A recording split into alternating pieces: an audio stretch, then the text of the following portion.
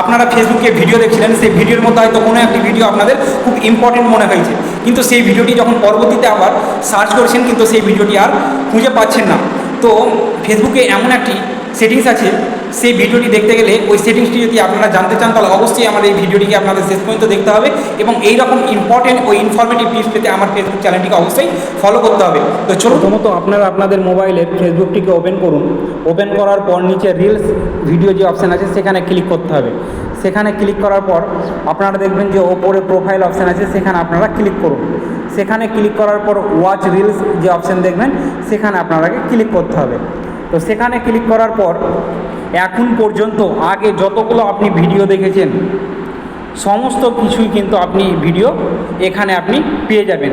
তো আপনার যে ভিডিওটা খুব গুরুত্বপূর্ণ মনে হবে সেই ভিডিওটা আপনারা কিন্তু এখান থেকে খুব ভালোভাবে পেয়ে যাবেন।